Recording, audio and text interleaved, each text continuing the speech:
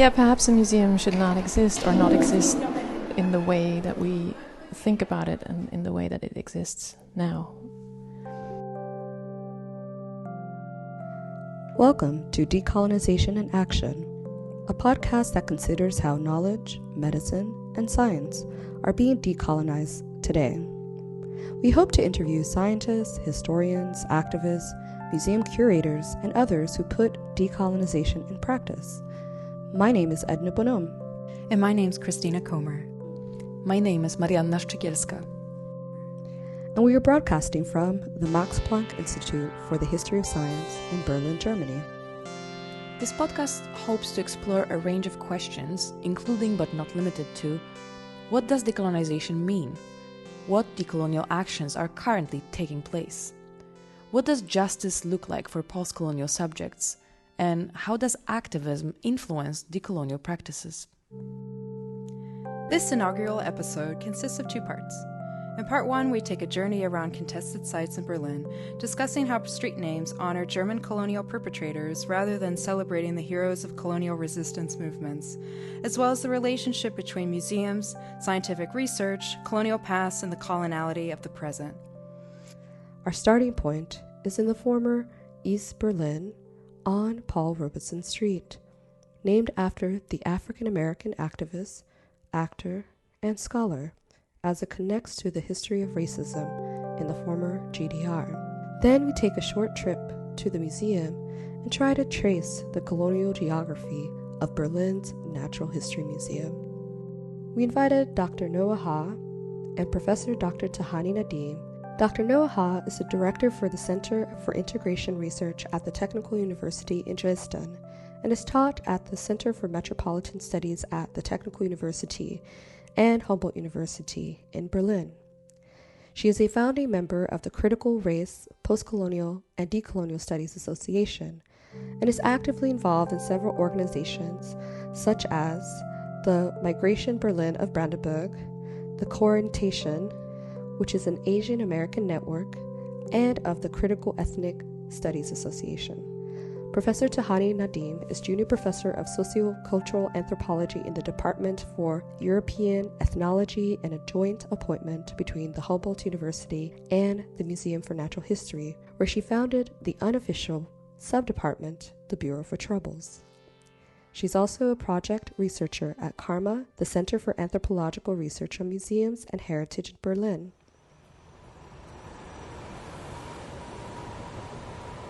As we stood on Paul Robeson Street, we asked Dr. Noa Ha why she chose to meet us at this corner in Prenzlauer Berg. Because the street was named into Paul Robeson Straße, so I choose the street because this is concerning to the question of how to memorize and engage with colonial history, but also with anti-colonial resistance in the GDR context. Paul Robeson is not an anti-colonial fighter from the continent, but he's an African American, and he was in the Communist Party, and he was had very close ties to the GDR. And there had been other streets here in Berlin, such as like the Ho Chi Minh Street. In Dresden, there is the Patrice Lumumba Street. Actually, I was really surprised because I grew up in West Germany. And when I saw the Patrice Lumumba Street, I was like, wow, I never would see such a street name in West Germany. And so when we talk about colonialism, how colonialism is remembered, in particular post-colonial struggles, there's a lot of struggles around street names, and most of them take place in West Germany. So it's a fight against Lüderitz Street. But if you look at Leipzig and Dresden, they don't have Lüderitzstraße because the GDR took them away. So I thought it's because we're in former GDR territory. So I think it's a good occasion to also reflect upon not only how Germany as a nation state, but also Prussia and so on were engaging in colonialism, slave trade and so on, but also what happened through GDR and West Germany, and also now in the context of post-socialist transformation and so on. And that's why I choose that place, because it's quite unique. I don't know I think there was no Angela Davis Street in GDR. But there's kind of research about Martin Luther King who went to East Berlin. So there are bits of history referring to the African American struggle and the solidarity, kind of a solidarity movement. I mean, when Angela Davis was in jail, they were sending cards and so it was really part of GDR solidarity movement. That's what people who grew up in GDR can recall, but on the other hand, what's not talked about how racist GDR worked, despite of having an anti-colonial political or nation-state stance, and what's going on today. So actually talking about colonialism and racism is not just a West German question, it's also East German, and I see very few reflection upon that, and that's why I choose the street here.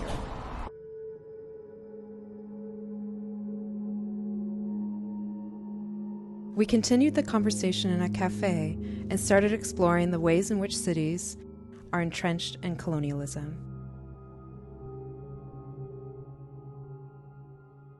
So the codes or categories to understand how coloniality is produced and reproduced is then in terms of migration, like who are the migrants, and I'm talking in that the conversation about migration to me in Germany is a conversation to racialize the other. And so that you have to see in regard to colonialism and its aftermath, but also to reproduce colonial relations within the city. Looking at urban infrastructure of colonial knowledge production, such as museums, I think the most prominent example are the ethnological collections, and not only in Berlin. It's throughout Europe. You have these so-called ethnological collections, which are directly connected with the history of colonialism. But I think as well, if you look at technical museums, at urban history museums, and natural history museums, botanical gardens, botanical museums, and they are very much connected to colonialism. And when you go even further to understand the becoming of the modern city, and the question of modernity is connected on colonialism. And so when we talk about the modern city, and in particular the industrialization, the question is where came the raw materials, how it came to Europe, and so on. So the whole formation and the whole in its being as a city, and in particular I'm referring very much to European cities, to cities in the European context. Either the people who are living there, the way how they have the daily lives, the political infrastructure, access to citizenship, gender relations, education system, university system, and so on. They're structured in colonial ways. How it's coded, so you could identify many different codes.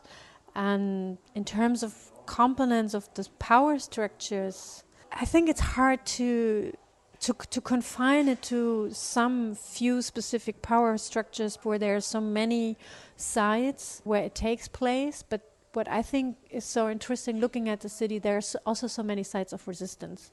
And depending on what side or struggle you look at, you can see what kind of power is enacted.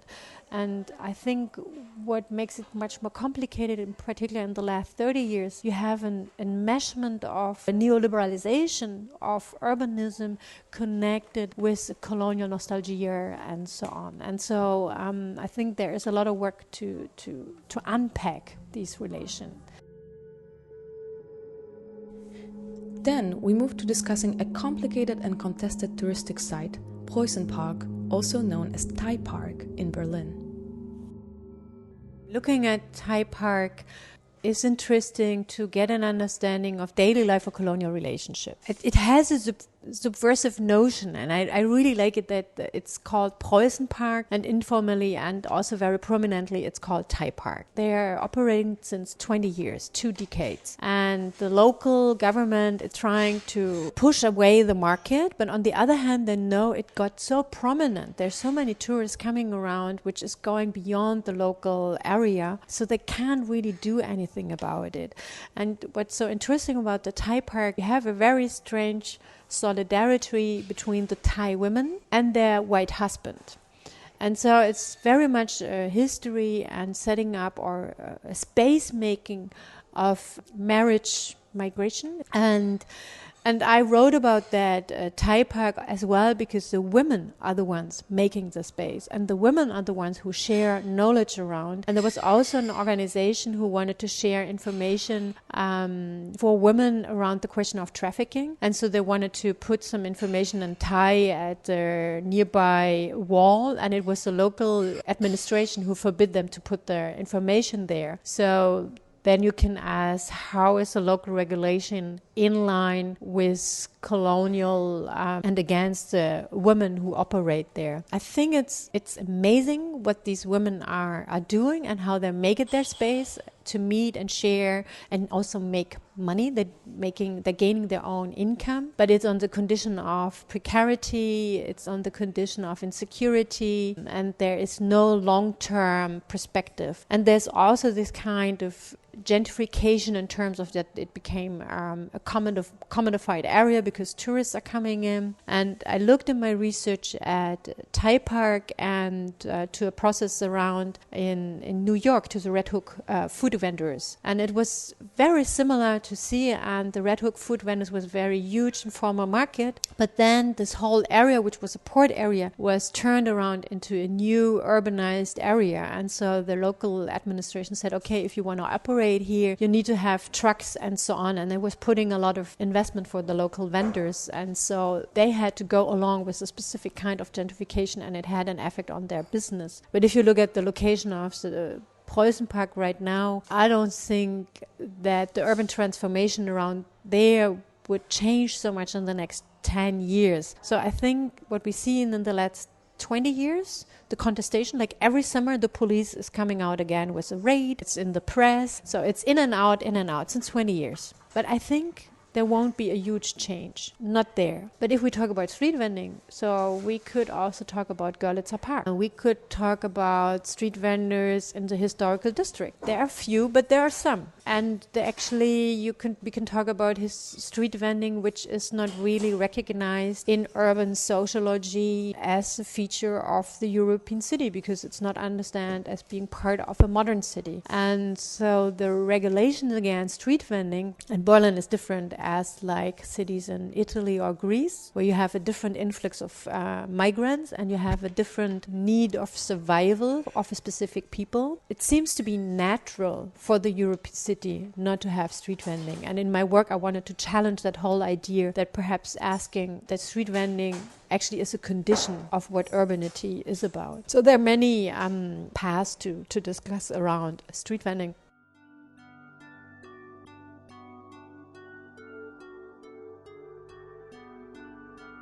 First, before I worked on colonialism, I worked through a feminist approach to the city.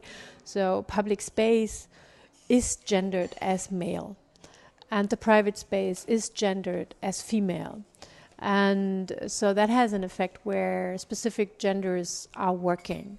Metropolitan colonialism as such is oriented to the white male body, and anybody seems to be who's not white, not male, not Christian, seems to be deviant of that.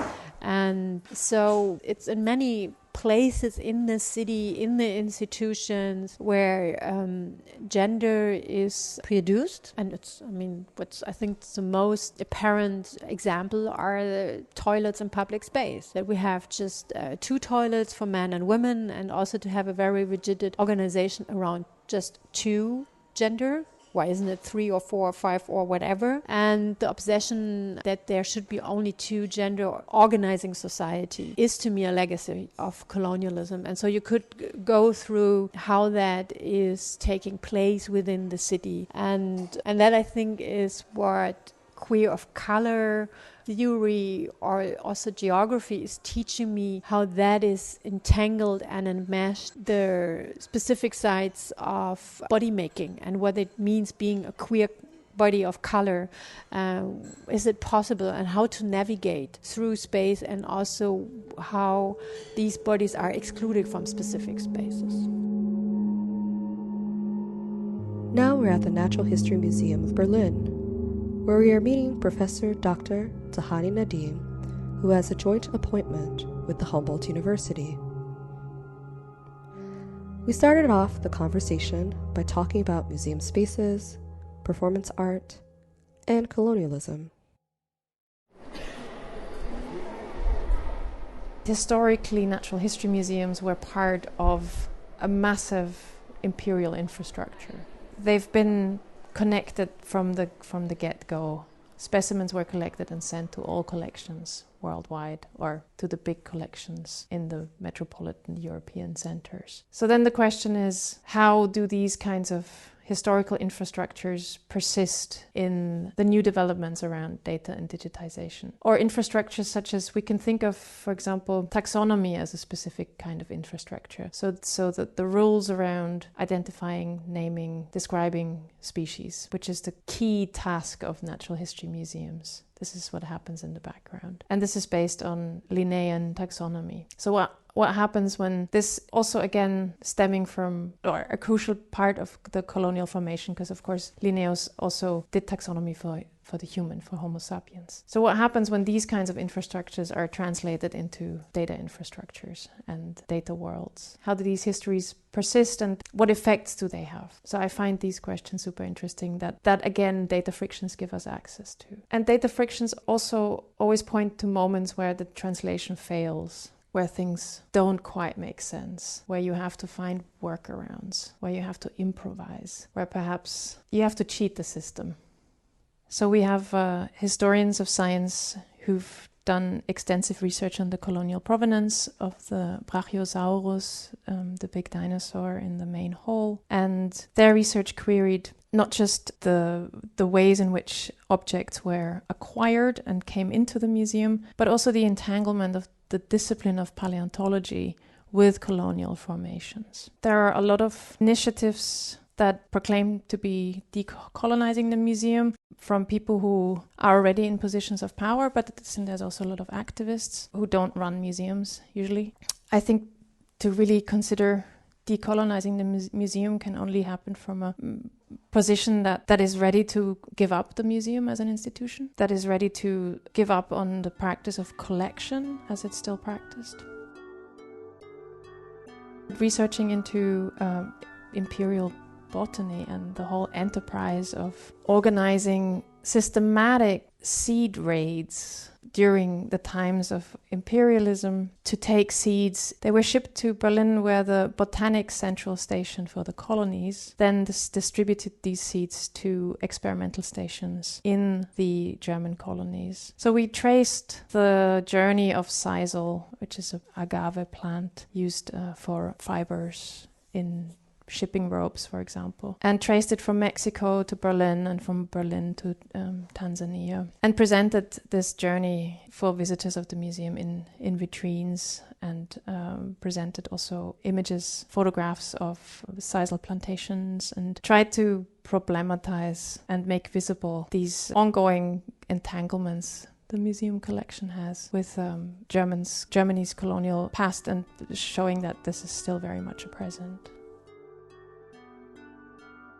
What's super interesting is that the actual scientists working on collections, the custodians, the curators of collections, are the ones that are interested in knowing more about where their objects have come from. And they are the ones that are also interested in asking the difficult questions. Partly also because of a scientific curiosity, but then also because they realize that, most of the stuff has been acquired through ways that weren't just. So let's figure out scientifically where objects have come from and the context of acquisition. So working directly with the scientists and with the curators, that's been an extremely fruitful avenue. And I think colonial provenance research, or generally to look at the provenance of parts of the mineralogy collection during the Nazi era. So this is often the model used for provenance research, because this is what's in Germany super established. So working closely with the scientists is very fruitful. But that also means provenance research as something that needs to involve many stakeholders. That I think that's important to not have it perhaps curtailed by a specific sense, or have it curtailed by a rigid sense of objectivity and scientificity, and thinking about other stakeholders and how to bring them in on the process. Although, again, this kind of bringing in is a difficult gesture, so that also needs to be kind of thought about how this is done. And maybe even thinking about how the very questions can be outsourced or abdicated, and reversing this relation a little bit, rather than questions and research only ever coming from inside the museum, thinking about how can we open this for questions from the outside and then provide resources and spaces to address them. We have a paleobotanical department. So one thing that's interesting about dealing with something that's not there is exactly the question of how do you get hold of the hauntings and the ghosts, like referring now to perhaps the ghostly matters, the way that Avery Gordon describes the persistent presences of colonial pasts that felt and present for some people, but that institutions are very bad at acknowledging or at making visible. But all is not lost. How do everyday people, workers, curators, and scholars put decolonization into action? Why I love to be in this city, because you have a very active grassroots movement.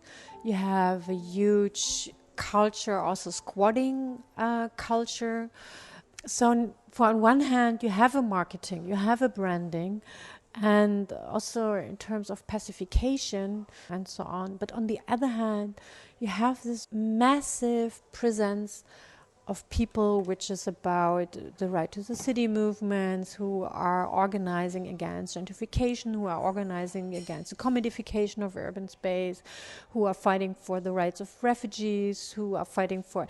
It's a mass of organization, and that's very impressive. So the contestation takes place, and it's and sometimes it's so good to see.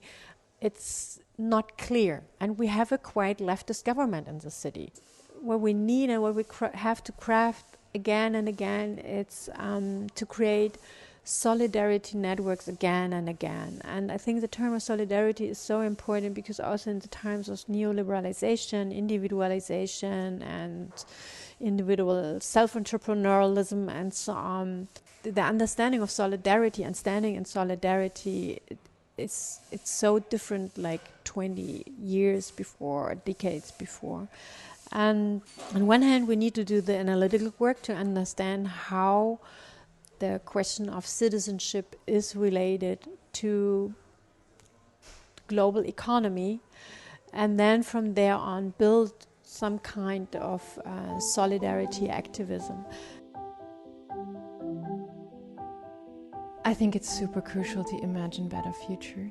But I also think it's super crucial to enroll the imagination in telling other histories. I think Saidiya Hartman has this nice term of critical fabulation, and it points to also something I mentioned earlier about these ghostly matters and these hauntings, where for much of the world's history, human history, we don't have the records. Just because most people weren't recorded, it's only, as we know, the powerful who write history and who inscribe themselves into archives. So the imagination is a critical tool to writing these histories.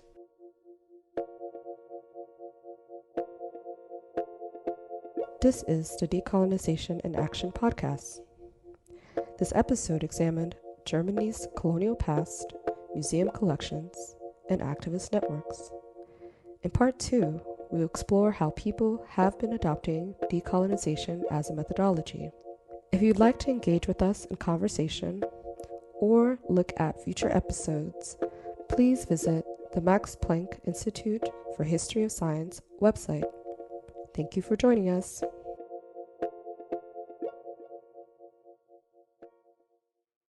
Hey, this is Alex Head, founder of Subtext Radio. This is Subtext. Please go ahead and click the like button and the subscribe button. It really helps us to reach new audiences and promote the artists that we work with. Hit like and hit subscribe.